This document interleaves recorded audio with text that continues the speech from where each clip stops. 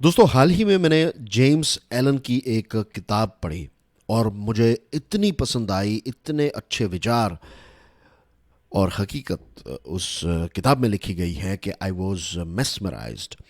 James Allen का अगर early जीवन जो है, अगर वो कोई पढ़े तो पता चलेगा कि बहुत सारे चैलेंजेस से उनका परिवार जो है वो गुजरा।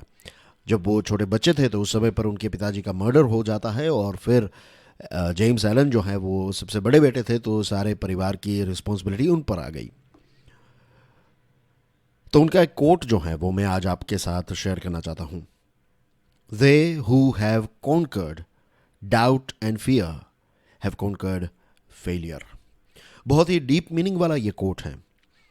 अगर हम हमारे डाउट, खास करके सेल्फ डाउट, और हमारे दिमाग के द्वारा, हमारे थॉट्स के द्वारा, हमारे विचारों के द्वारा क्रिएट किए गए जो फियर्स हैं, उनको अगर हम कॉन्कर कर लेते हैं तो फिर जो फेलियर्स हैं जीवन के, उनको भी हम कॉन्कर कर लेते हैं। क्योंकि जेम्स एलन यही कहते हैं कि जो हमारे विचार होते हैं, हमारे जो थॉट्स हैं, यही हमें बनाते हैं या बिगाड़ते हैं।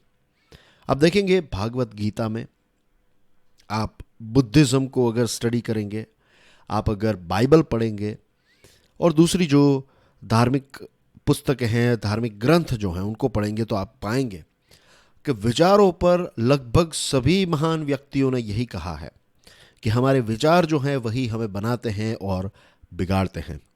आप जो भी बनना चाहते हैं आप बन सकते हैं। बस आपको अपने जो विचार हैं, जो आपके थॉट्स हैं, उनको बदलना पड़ेगा। आपके विचार जब बदलेंगे तब आपका एटीट्यूड चेंज होगा, राइट। और जैसे जैसे आपके विचार होंगे वैसे ही आपकी एक्शंस होगी, और जैसी एक्शंस होगी वैसी आपकी आदतें होंगी, और हमारा जीवन जो होता है वो हमारी आदतें ही बनाती हैं। तो बहुत ही डीप रूट लेवल की बात जो है वो जेम्स एलन इस कोट में करते हैं। दोस्तों, आज 14 फरवरी 2023 है। Welcome to editorials and articles analysis for UPSC. और आज हमारे टेबल पर काफ़ी सारे इंटरेस्टिंग टॉपिक्स हैं। उसमें से पहला टॉपिक जो है, this one is from the Hindu newspaper, owner of office.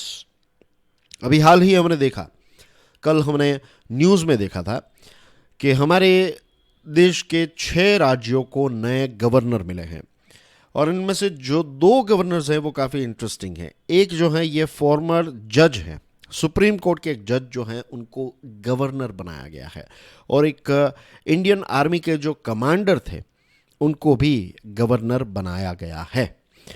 As we all no कि गवर्नर की अपॉइंटमेंट जो है वो प्रेसिडेंट करते हैं, और प्रेसिडेंट जो होते हैं वो किसकी सलाह पर चलते हैं? प्राइम मिनिस्टर, या फिर you can say council of ministers headed by prime minister. तो बेसिकली प्राइम मिनिस्टर या फिर सेंट्रल गवर्नमेंट जो लिस्ट तैयार करती है वो प्रेसिडेंट को देती है, और प्रेसिडेंट जो है वो उस हिसाब से गवर्नर्स को अपॉइंट करते हैं।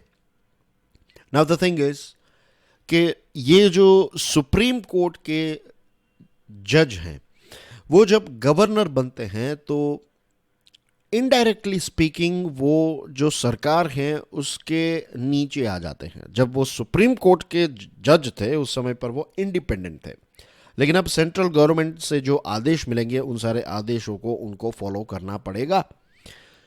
और ये बात हम इसलिए कर रहे हैं क्योंकि पिछले कई सालों से हमने देखा है कि जो गवर्नर्स हैं उनका रोल जो है वो अब बहुत ज़्यादा पॉलिटिकल हो चुका है। ऐसा नहीं है कि एनडीए सरकार के आने के बाद ऐसा हुआ है, यूपीए सरकार में भी यही चीज़ थी। तो यहाँ पर किसी पार्टी पर ब्लेम डालने से यहाँ पर किसी का फ़ायदा नहीं होगा।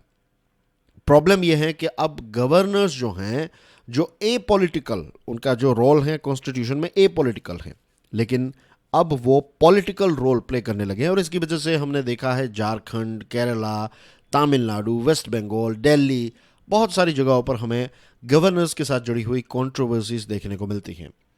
इससे पहले ऐसा हुआ था, रिटायर्ड पुलिस और इंटेलिजेंस ऑफिसर्स को राजभवन में गवर्नर बनाया जा रहा था। 2014 में ऐसा हुआ। ये बात हो रही है आई थिंक पी सत्था शिवम साहब की, जो हमारे चीफ जस्टिस ऑफ इंडिया थे। रिटायर होने के बाद उनको केरला का गवर्नर बनाया गया, और 2020 में हमने देखा कि जो रंजन गोगोई साहब थे, जो हमारे सीजे आए थे, तो वो रिटायर हुए और उसके बाद उनको राज्यसभा का एक नॉमिनेटेड मेंबर जो है वो बनाया गया। तो ये कुछ ऐसे इंसिडेंट्स हुए हैं, कुछ ऐसे किस्से हैं जिसकी वजह से अब जो गवर्नर की पोजीशन है उस पर भी प्रश्न उठ रहे हैं, और हमने इससे पहले की हमारी डिस्कशन में बहुत बार इन विषयों पर बात भी की है। गवर्नर की जो ऑफिस है ये बेसिकली एक ब्रिटिश इंपीरियल सिस्टम का पार्ट था, और जब हमारा देश आज़ाद हुआ तो उस समय पर जो हमारी कॉन्स्टिट्यूंट असेंबली थी तो उसमें भी इस टॉपिक को लेकर काफ़ी हीटेड डिबेट हुई।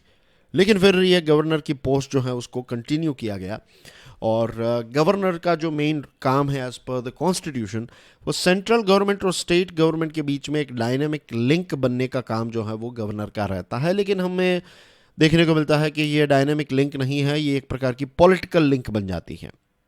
और कॉन्स्टिट्यूशन ने क्लियरली बताया है कि गवर्नर की पोजीशन जो है ये एक ऑर्नामेंटल पोजीशन है, जिसको जनरल टर्म्स में हम कहते हैं रबर स्टैंप वाली पोजीशन, कि आपके पास कोई कागज़ आते हैं, आप उस पर अपना रबर स्टैंप लगा देते हैं, साइन कर देते हैं और फिर उस कागज़ को आगे भेज देते हैं। और कुछ ही ऐसी खास कंडीशंस हैं जिसमें गवर्नर जो है वो अपने डिस्क्रिशन का, यानी कि अपनी विवेक बुद्धि का इस्तेमाल जो है वो कर सकते हैं। बाकी सारी चीज़ें जो है वो गवर्नर को रूल्स के हिसाब से फॉलो करनी है।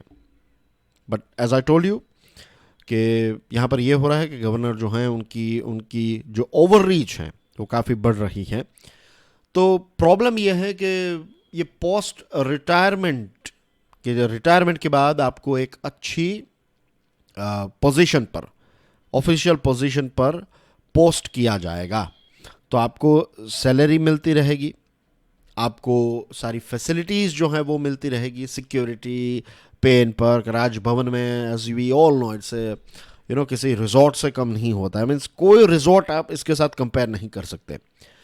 वहाँ पर अंदर ही आपके कपड़े इस्त्री हो जाते हैं, आपको जो खाना पीना है, there are so many facilities available at Raj Bhavan. बहुत सारा खर्चा भी होता है। अगर राज्य के हित के लिए ये सारा खर्चा हो रहा है तो कोई प्रॉब्लम नहीं है। लेकिन यहाँ पर हमें देखने को मिलता है कि कई बार कुछ बिल्स होते हैं तो उनको पास ही नहीं करते, मीन्स इन द सेंस के उस पर बैठ जाते हैं। अब कॉन्स्टिट्यूशन बैठने की तो परमिशन नहीं देता, कॉन्स्टिट्यूशन तो 4 चीज़ों की परमिशन देता है, या तो आप हाँ कीजिए, या तो ना कह दीजिए, या तो वापस भेजिए, या प्रेसिडेंट को दीजिए। लेकिन कोई एक्शन ही इस पर ना लेना जो है दैट इज़ नॉट राइट। तो ये जो इम्पोर्टेंट पोस्ट पर बैठे हुए लोग जब गवर्नर की पोजीशन पर आते हैं तो 2 चीज़ें होती हैं। एक तो ये कि जिस इंस्टीट्यूशन को वो छोड़कर जा रहे हैं उसकी भी इमेज ख़राब होती है। फॉर एग्जांपल, अब सुप्रीम कोर्ट के बारे में ये एलिगेशन भी लग रहा है कि सुप्रीम कोर्ट के बहुत सारे जजेस जो हैं वो सेंट्रल गवर्नमेंट के साथ मिले हुए हैं, या फिर उनके सेंट्रल गवर्नमेंट के फेवर में जजमेंट्स दे रहे हैं, ताकि रिटायरमेंट के बाद उनका देखभाल जो है वो सेंट्रल गवर्नमेंट करे। और जिस पोजीशन को वो ऑक्यूपाई करते हैं, यहाँ पर बात हो रही है गवर्नर की, तो उसकी भी छवि जो है वो ख़राब हो रही है, which is not good for our country. Make then sell, Times of India का ये आर्टिकल है। इट्स अबाउट एरो इंडिया 2023, जो न्यूज़ फॉर यूपीएससी वाली सीरीज़ चल रही है, उसमें हमने एरो इंडिया 2023 के बारे में काफ़ी डिस्कशन कर ली है। 2 बार हमने डिस्कशन कर लिया, आज भी हमने डिस्कशन की थी और कल भी की थी। इसके साथ दोस्तों एक और इम्पोर्टेंट चीज़ मैं आपके साथ शेयर करना चाहता हूँ, वो ये है कि 3 सीरीज़ अभी चल रही हैं एज यू नो, राइट। एक है न्यूज़ वाली सीरीज़, जिसमें एक लंबे समय से स्टूडेंट्स की डिमांड थी कि मैं न्यूज़ को कवर करूं, तो वो मैंने करना स्टार्ट कर दिया है। एडिटोरियल्स एंड आर्टिकल एनालिसिस की सीरीज़ जो चल रही है वो तो चल ही रही है। इसी के साथ मैंने एक और एफर्ट स्टार्ट किया है, that is financial news analysis जो है वो भी रिस्टार्ट कर दिए हैं।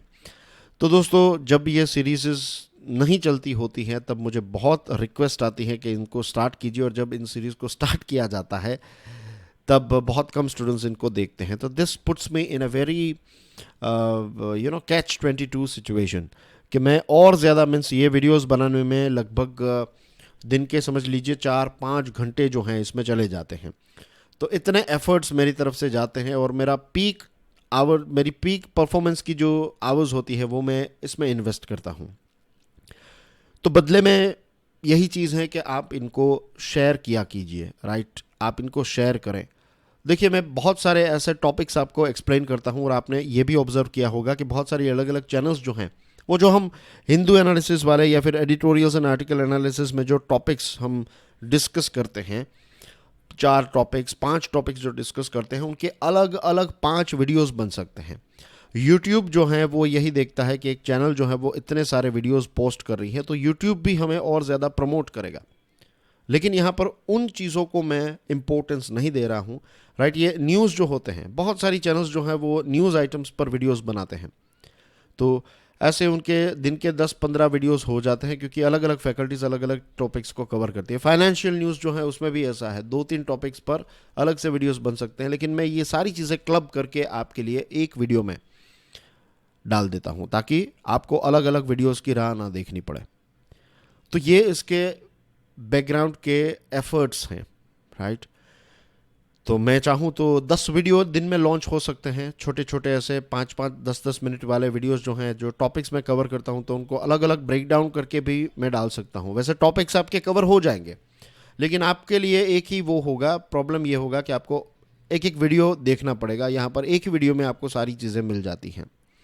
तो बदले में सिर्फ एक ही बात है कि आप इस चैनल को, इस वीडियोस को शेयर करें, राइट। अगर ये ग्रो नहीं होगा, ये वीडियोस की स्ट्रेंथ इंक्रीज नहीं होगी, तो रेवेन्यू नहीं आएगा, और रेवेन्यू नहीं आएगा तो फिर ये चैनल जो है वो नहीं चल सकती है। I am not asking directly money from you, but at least अगर आप शेयर करेंगे, ज़्यादा स्टूडेंट्स इसके साथ जुड़ेंगे, तो फिर ये सस्टेनेबल होगा। वरना फिर ये सीरीज़ जो है वो, इट्स नॉट लाइक कोई ऐसी धमकी या फिर ऐसी बात नहीं है, लेकिन ये बहुत ही प्रैक्टिकल बात है कि अगर ये सीरीज़ नहीं चलेगी, राइट, और यूट्यूब जो है वो चाहता है कि ज़्यादा वीडियोस हम पोस्ट करें अलग अलग टॉपिक्स पर, क्योंकि end of the day YouTube जो है वो क्वांटिटी चाहता है कि ज़्यादा क्वांटिटीज़ आए। This is how it works. मैं और ज़्यादा टेक्निकल चीज़ों में नहीं जा रहा हूँ, बट एक बर्ड्स आई व्यू आपको दे दूँ, तो आप इनको शेयर कीजिए ताकि हम इनको सस्टेनेबल बना सकें, राइट। तो दैट्स द थिंग, राइट। अब धीरे धीरे क्या है कि हमें भी अपने सस्टेनेंस के बारे में सोचना पड़ेगा। अगर ये सीरीज़ जो हैं वो जिस हिसाब से, मीन्स एक लंबे समय से एफ़र्ट्स चल रहे हैं, मैंने लगभग आप पकड़ लीजिए 1 साल से मेरे कंटिन्यूस एफ़र्ट्स रहे हैं, और अगर ये सीरीज़ जो है वो 1000 व्यूज़ भी पर डे कलेक्ट नहीं कर पाती है, तो फिर इसको कंटिन्यू करने का कोई मतलब नहीं रहता है। And I am being very serious now. मुझे एक बहुत ही सीरियस तरीके से इसको सोचना पड़ेगा। आई नो के एडिटोरियल्स एंड आर्टिकल एनालिसिस वाली सीरीज़ जो हैं, इट्स ए फ्लैगशिप सीरीज़। मुझे स्टूडेंट्स जो हैं वो इसी सीरीज़ की वजह से जानते हैं। मैंने जब से यूट्यूब में शुरुआत की है तो इसी सीरीज़ से शुरुआत की। When I was taking lectures for study IQ, मैंने स्टडी आईक्यू के लिए लेक्चर्स लेना स्टार्ट किया, तो यही सीरीज़ थी, राइट। तो अगर आप शेयर करेंगे, अगर ये ग्रो होगा तो हम इसको कंटिन्यू करेंगे, वरना मुझे हार्ड डिसीजन जो है वो लेना पड़ेगा। I have to stop making this series. और फिर जो मुझे जो काम पसंद है, राइट, ये काम भी पसंद है, but the most important thing is, अगर आप क्यूरियसली एजुकेशन की यूट्यूब चैनल को देखेंगे तो उसमें भी मैंने बताया है कि सेल्फ डेवलपमेंट जो है, ये आपकी एग्जामिनेशन के लिए भी बहुत इंपॉर्टेंट है। सेल्फ डेवलपमेंट जो है, this is the most important thing for you. आपके पास कितना भी मटेरियल क्यों ना हो, अगर आपका सेल्फ डेवलपमेंट जो है वो वाला फैक्टर अगर ट्यून्ड नहीं है, तो फिर कितनी भी पढ़ाई कर लेंगे आप, राइट, ये मेरा पर्सनल बिलीफ है, वो रिजल्ट्स आपको नहीं मिलेंगे। क्योंकि पढ़ाई करते वक्त भी अगर आपके थॉट्स जो हैं वो यही चल रहे हैं कि let's say you R A failure, या फिर आपको लगेगा कि ये मुझसे नहीं हो पाएगा, डीप अंडर करंट अगर ये चीज़ें चल रही है, तो कितनी भी मेहनत कर ले आप वो मेहनत ही नहीं कर पाएंगे, उस लेवल की मेहनत ही नहीं होगी अगर आप डीप अंडर करंट ये चीज़ें चल रही है। तो यही वाली सीरीज़ जो है वो मैं कंटिन्यू करूंगा, इन द सेंस के फोकस टाइम मैनेजमेंट पर जो लेक्चर्स मैंने बनाए हैं, ऐसी बहुत सारी चीज़ें अभी मुझे लेकर आनी है, राइट। और मैं इस पर काम भी कर रहा हूँ। जैसे मैंने अभी आपको बताया कि एक किताब मैंने पढ़ी, पिछले आप पकड़ लीजिए 10-12 दिनों के अंदर मैंने 10 से ज़्यादा किताबें पढ़ ली हैं। तो यू कैन इमेजिन के मैं अपने समय का, अपने दिन का कितना यूटिलाइजेशन कर रहा हूँ। और ये सारी चीज़ें इसलिए हो रही है ताकि बेस्ट मटेरियल जो है वो आप तक पहुँचाया जाए। तो आज की डेट जो है इसको मार्क कर लीजिए, और प्लीज़ मेक श्योर कीजिए कि आप इसको शेयर करें, right. That's the most important thing that I would like to say. Anyway, let's move on. तो एरो इंडिया 2023 जो हैं, तो ये जो एरो इंडिया 2023 के बारे में सरकार ने बताया कि इट्स नॉट जस्ट अबाउट कि हम हमारी जो स्ट्रेंथ है, एयर पावर जो है, उसको एग्जिबिट करना चाहते हैं। It's not just limited to that. Yes, exhibition तो है ही, लेकिन इसी के साथ साथ भारत जो है वो डिफेंस प्रोडक्शन में, डिफेंस मैन्युफैक्चरिंग में एक नए लेवल तक जाना चाहता है। और हमारी जो स्ट्रेटेजिक मीटिंग्स हुई जी साइडलाइंस में, ये जो एरो इंडिया के साथ साथ जो साइड में जो मीटिंग्स हुई अलग अलग सरकारों के बीच में, तो इसमें गवर्नमेंट ऑफ इंडिया के एफर्ट्स यही हैं कि एक तो आत्मनिर्भरता, दूसरा है joint production of advance technologies, कि यूएसए के पास कोई एडवांस टेक्नोलॉजी है तो उसका प्रोडक्शन यहाँ पर हो, यूके के पास है या फिर किसी भी दूसरे देश के पास है तो उसका प्रोडक्शन हम यहाँ पर करना चाहते हैं। The third is increasing defence exports. हम एक समय पर दुनिया के टॉप इंपोर्टर थे डिफेंस प्रोडक्ट्स के, लेकिन अब हम एक टॉप एक्सपोर्टर भी बनना चाहते हैं। अब देखिए दोस्तों, जो वॉरफेयर है उसका पूरा नेचर चेंज होने लगा है, और आज ये ज़रूरत आ चुकी है कि हमारी जो दूसरी विंग्स हैं, जैसे कि हमारी नेवी है, हमारी आर्मी है, तो उसके साथ एयर पावर का इंटीग्रेशन जो है ये बहुत ही इंपॉर्टेंट बन जाता है। एशिया अगर आप देखेंगे तो ये एक सी स्केप है, बहुत सारे जो बड़े बड़े इंडियन ओशियन हैं, फिर साउथ चाइना सी हैं, पैसिफिक हैं, तो इनके साथ अपनी बॉर्डर शेयर करता है एशिया। तो एशिया में आपको चाहिए एक सी स्केप को ध्यान में रखते हुए, because it is largely seascape, तो we need integration of navy and air force, right. तो इसी पॉइंट ऑफ व्यू से ये जो INS विक्रांत है वो हमारे लिए एक बहुत ही इंपॉर्टेंट है। या फिर जो एयरक्राफ्ट कैरियर्स होते हैं वो बहुत ही इंपॉर्टेंट बन जाते हैं। एयरक्राफ्ट कैरियर्स जो है वो नेवी ऑपरेट करती है, लेकिन उस एयरक्राफ्ट कैरियर पर क्या होता है, फाइटर जेट्स होते हैं। तो किसी भी जगह पर अगर आपको अटैक करना है, लॉन्ग डिस्टेंस अटैक करने के लिए जाना है या फिर डिफेंस करना है, तो फिर ये एयरक्राफ्ट कैरियर जो हैं वो एक प्रकार का आप कह सकते हैं कि एक तैरने वाला एक एयरपोर्ट बन जाता है, जहाँ से हम ये जो हमारे फाइटर जेट्स हैं वो टेक ऑफ और लैंड कर सकते हैं। हमारा जो लाइट कॉम्बैट एयरक्राफ्ट हैं, अभी उसको नेवल वेरिएंट वाला जो तेजस है उसको अभी INS विक्रांत में लैंड करवाया गया। तो उसमें पूरी जो सिस्टम होती हैं टेक ऑफ के लिए और लैंडिंग के लिए, जो केबल्स होते हैं, तो ये सारी चीज़ें अब LCA में फिट हो चुकी हैं, INS विक्रांत में फिट हो चुकी हैं। तो this is a good example कि हम यहाँ पर इंटीग्रेशन जो है वो कर रहे हैं। डिफेंस एक्सपोर्ट्स की बात करें तो 2021-22 में हमने 14,000 करोड़ रुपीस की चीज़ों को एक्सपोर्ट किया। 2017 में it was just 1,520 crore rupees.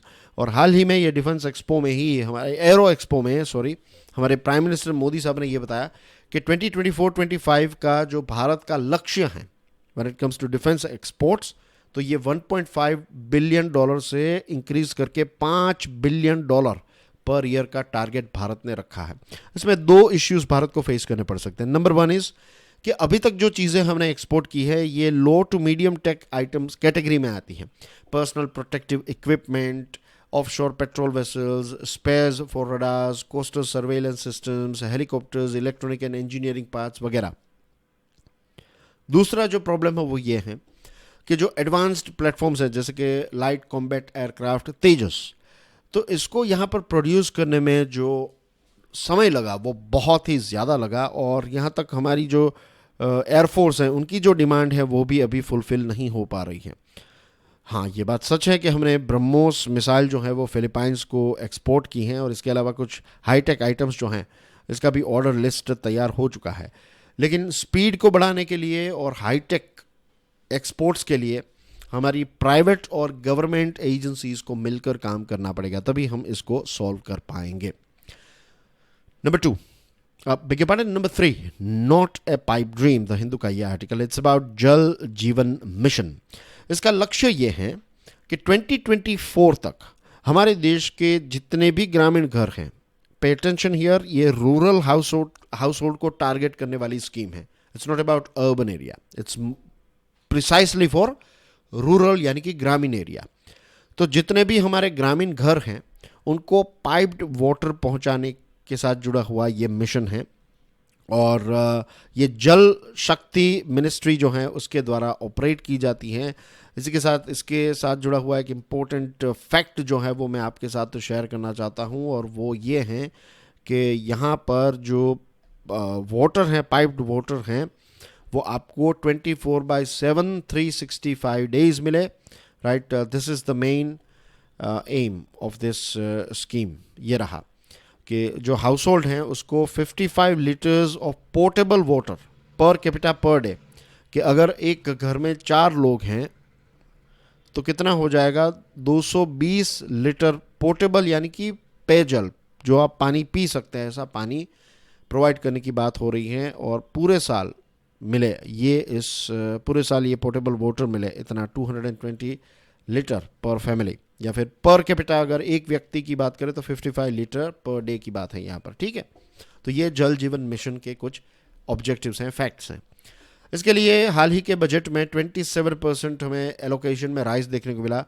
इस साल 69,684 करोड़ रुपीस जो हैं वो जल जीवन मिशन के लिए आवंटित किए गए हैं। और अगस्त 2019 में 19.3 करोड़ टोटल हाउस होल्ड्स को जो कवर करना है, तो उसमें से 3.2 करोड़ हाउसेस को कवर किया गया था। जल शक्ति मिनिस्ट्री जो है, इसका JJM बोर्ड डैशबोर्ड जो है वो ये कहता है कि फरवरी 2023 तक 11 करोड़ हाउस होल्ड्स जो हैं, यानी कि 57% जितने हाउस होल्ड्स जो हैं उनको ये फैसिलिटी मिलने लगी है। बाकी के जो हाउस होल्ड्स हैं उनको लगभग 1 साल के अंदर, बिकॉज वी नो के डेडलाइन इज 2024, तो 1 साल के अंदर बाकी के हाउस होल्ड्स को कवर किया जाएगा। अब गुजरात, गोवा, हरियाणा, तेलंगाना कुछ ऐसे राज्य हैं जहां पर 100% कवरेज आ चुका है। पंजाब, हिमाचल में 97%, दूसरे कुछ राज्यों में 60% जितना है। उत्तर प्रदेश और राजस्थान में सिर्फ 30% और मध्य प्रदेश में 47% जितने हाउस होल्ड को ये फैसिलिटी मिली है। नाउ द थिंग इज, कुछ लोकल रिपोर्ट्स ये कहते हैं कि अभी जो पानी की क्वालिटी मिल रही है, मीन्स नल मिल गया, लेकिन इसका मतलब ये नहीं है कि 24/7 आपको पानी मिल रहा है। बहुत सारी जगहों पर पानी जो मिल रहा है वो पर्याप्त नहीं है, या फिर उसकी क्वालिटी अच्छी नहीं है।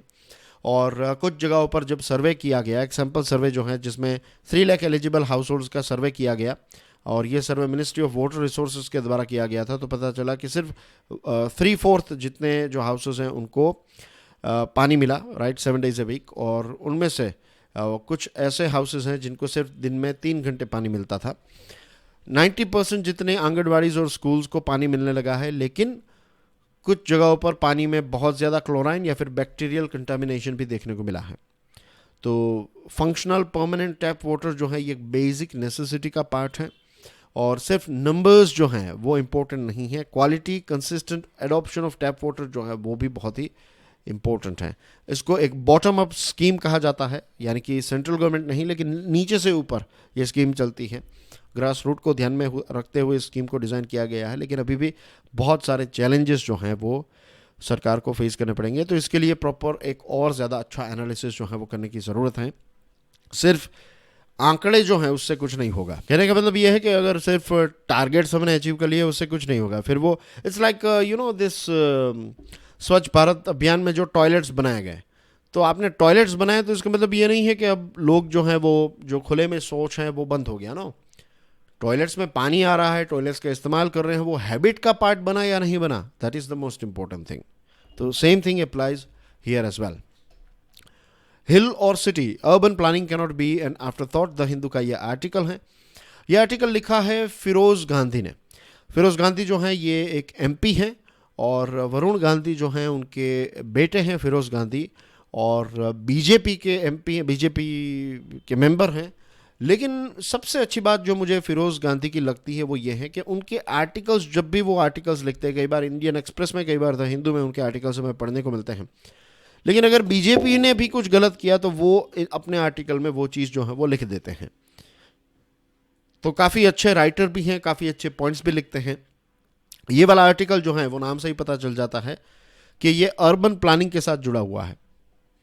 चाहे हिल एरिया हो, चाहे सिटी एरिया हो, अर्बन प्लानिंग को इम्प्रूव नहीं करेंगे तो आने वाले समय में हमें बहुत सारे चैलेंजेस फेस करने को मिलेंगे, क्योंकि अर्बन एरिया जो है वो हमारी इकोनॉमी के ग्रोथ इंजिन्स हैं, और लाखों करोड़ों लोग जो हैं वो अर्बन एरिया में रहते हैं। 24 दिसंबर 2009 की बात है, जब जोशी मठ में एक टनल बोरिंग मशीन काम कर रहा था, अंडरग्राउंड टनल का काम चल रहा था, और यहाँ पर जो एक एक्वीफायर है वो पंचर हो गया। इसकी वजह से यहाँ से पानी निकलने लगा 800 लीटर्स ऑफ वाटर पर सेकंड। ये इतना पानी है जितना एक पूरे 30 लाख लोगों को जितना पानी चाहिए, तो उतना पानी पर डे जितना चाहिए उतना पानी जो है वो यहाँ से निकलने लगा। और जो अभी इंफ्रास्ट्रक्चर के प्रोजेक्ट्स चल रहे हैं, तपोवन विष्णुगढ़ डैम, फिर हेलांग मारवाड़ी बाईपास, राइट, ये जो बड़े बड़े प्रोजेक्ट्स हैं ये जोशीमठ की सिचुएशन को और ज़्यादा ख़राब कर सकते हैं।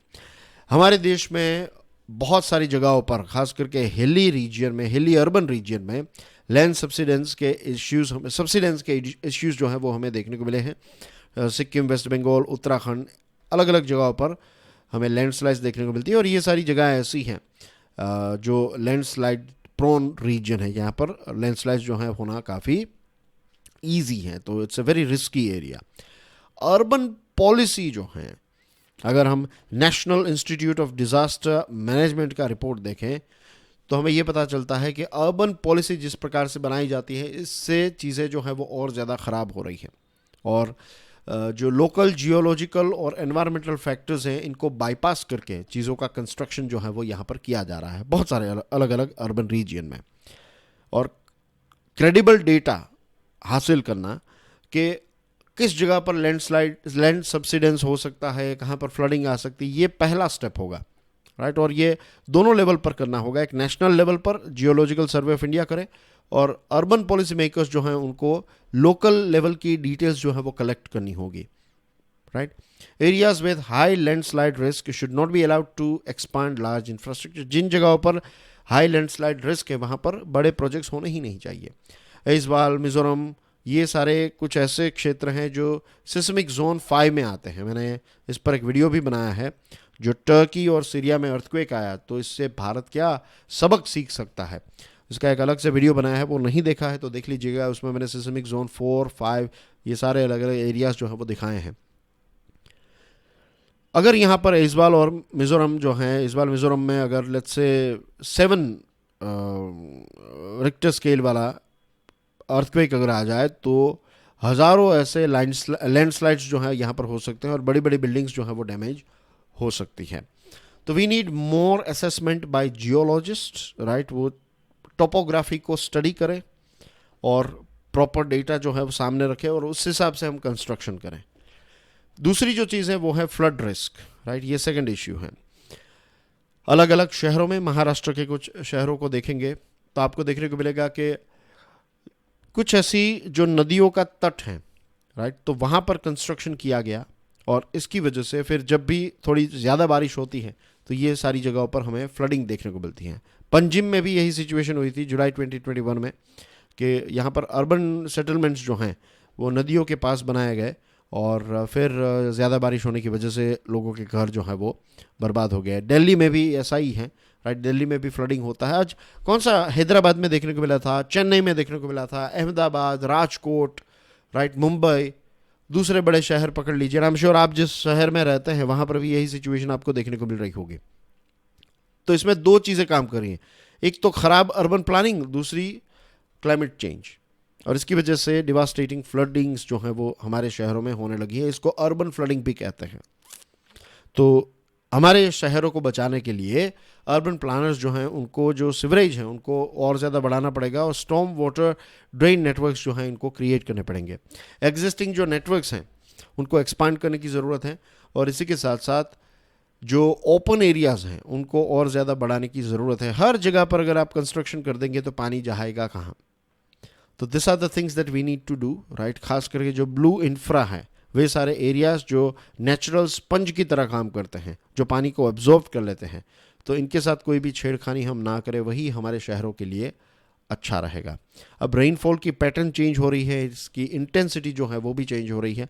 बेंगलुरु में जो पीक रेनफॉल है वो करंट 75 mm है। अब बेंगलुरु को 125 mm per hour peak rainfall की तैयारी जो है वो करनी पड़ेगी। अर्ली वार्निंग सिस्टम्स हमें ऐड करनी पड़ेगी, लोगों के अंदर अवेयरनेस क्रिएट करनी पड़ेगी, राइट। तो ये सारी चीज़ें जो है वो हमें करने की ज़रूरत है। अर्बन एरिया जो है वो सिर्फ इलेक्शन साइकिल का पार्ट नहीं है, राइट। अर्बन एरिया जो है वो हमारा ग्रोथ इंजन है। अर्बन एरियाज जब रुक जाते हैं तो पूरी इकोनॉमी जो है वो रुक जाती है। And that's everything in today's discussion, dear friends. Thank you very much for your love and support. God bless you all. Jai Hind.